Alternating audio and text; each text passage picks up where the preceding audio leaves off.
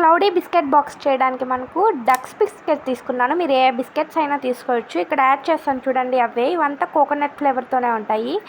ఒక గ్లాస్ తీసుకొని దాంట్లో బిస్కెట్ పౌడరు, మిల్క్ యాడ్ చేయాలి. ఇది మనం లేయర్స్ లాగా క్రియేట్ చేయాలన్నమాట. మళ్ళీ మనం బిస్కెట్స్ యాడ్ చేసి ఇట్లా లేయర్ లాగా కంటిన్యూస్గా చేస్తూ ఉండాలి. ఇది వచ్చేసి తేనె అనమాట. మీరు తేనె లేకపోతే షుగర్ సిరప్ అయినా యాడ్ చేసుకోవచ్చు, లేదా వట్టి షుగర్ అయినా యాడ్ చేసుకోవచ్చు.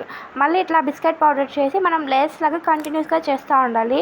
ఇది చేయాలంటే మీకు ఫస్ట్ చాలా పేషెన్స్ ఉండాలి.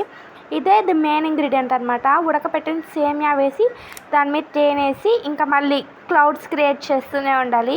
ఇంకా లాస్ట్లో చక్కెర వేసేసి తేనె గార్లిష్ చేసి డ్రై ఫ్రూట్స్తో గార్లిష్ చేస్తే డీప్లో పెట్టాలి. ఒక హాఫ్ అన్ అవర్ పెడితే చాలు, మరీ గడ్డ కట్టకూడదు.